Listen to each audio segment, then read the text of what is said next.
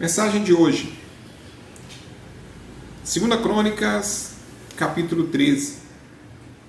Como nós vimos nos capítulos anteriores, o reino de Israel foi dividido em dois reinos, o reino do norte e o reino do sul. O reino do norte governado por Jeroboão, e o reino do sul ficou com os descendentes de Davi, no caso, Roboão, a princípio. Quando Roboão faleceu, o rei Jeroboão ainda continuou reinando lá no reino do norte. Ele reinou um bom tempo depois. E depois da morte do rei Roboão, reinou então o rei Abias.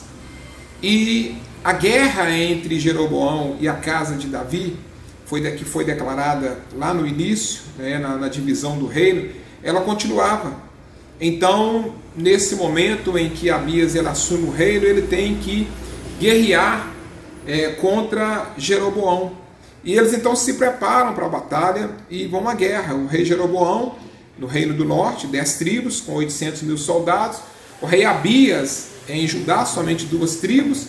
No reino do sul, ele sai para a batalha com 400 mil homens somente. Então, uma guerra ali de 400 mil homens de cá contra 800 mil homens de lá. O detalhe dessa guerra é que se trata de uma guerra entre irmãos. É uma nação que se dividiu. É Israel que se divide em 2 reinos. Mas era uma guerra entre irmãos.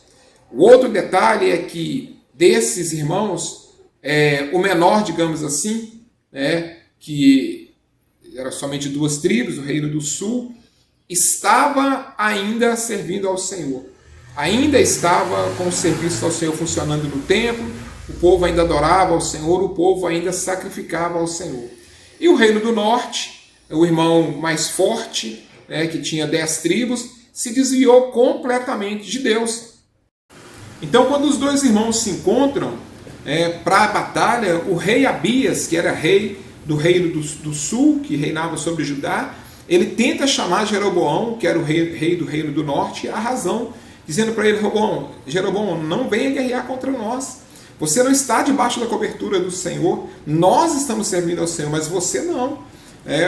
O seu povo, vocês se desviaram dos caminhos do Senhor totalmente, e agora vocês vêm para guerrear contra nós, não tem como vocês prevalecerem. Então ele tenta chamar o seu oponente à razão, ele tenta chamar o reino do norte à razão para que eles não tivessem uma guerra entre eles. Por quê? Porque Abias sabia de um princípio que Jeroboão estava desprezando, que é o princípio de confiar no Senhor. E o reino do sul, governado por Abias, estavam debaixo dessa obediência. Israel, aliás, a tribo de Judá, as 2 tribos que ficaram na descendência de Davi, estavam em obediência ao Senhor. Então eles estavam debaixo da cobertura de Deus. E com certeza, fatalmente, se eles saíssem para a batalha contra Jeroboão, do lado de quem que Deus ficaria? Do lado daquele que é infiel ou do lado daquele que é fiel? Havia um entendimento em Israel, no coração daquele povo, que é uma realidade. A história de Israel nos mostra isso. Havia um entendimento de que estar com o Senhor, obedecer ao Senhor, andar com o Senhor é sinal de vitória, enquanto que ser desobediente, ser rebelde é sinal de derrota e fracasso. Era exatamente isso, a história de Israel gira em torno disso. Enquanto Israel obedecia ao Senhor, andava com o Senhor e fazia a vontade do Senhor, era vitorioso em suas batalhas. Quando Israel falhava, quando Israel, por algum motivo, desviava dos caminhos do Senhor e se tornava desobediente, então a derrota vinha, o fracasso vinha.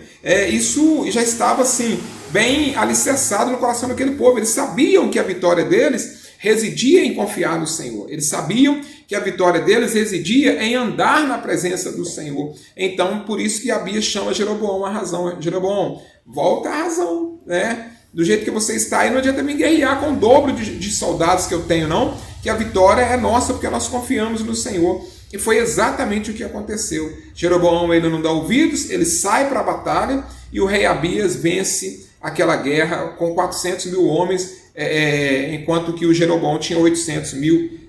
Mas por que ele vence aquela batalha? Porque o rei Abias, que governava sobre as 2 tribos de Israel, que permaneceu fiel ao Senhor, estava em fidelidade ao Senhor. E uma vez que ele estava em fidelidade ao Senhor, a vitória, sem sombra de dúvida, seria deles. Então, meu querido, se você quer ser vitorioso, se quer que as coisas caminhem para você, não é que você não vai ter luta, não é que você não vai ter batalha, não. Mas se você quer ser vitorioso, permaneça no Senhor. Esse princípio que Israel praticava, ou não, mas que ele entendia, é o mesmo princípio que nós precisamos praticar e entender. Andar com Deus é estar em vitória. Servir ao Senhor é viver uma vida vitoriosa, ainda que em meio às guerras, às batalhas. Porque Deus está com aqueles que estão com Ele.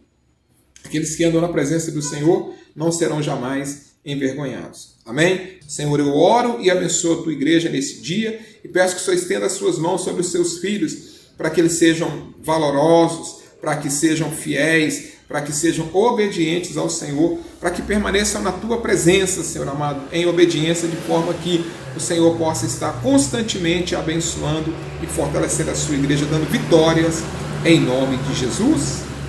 Amém. Deus te abençoe e tenha um dia de vitória no nome de Jesus.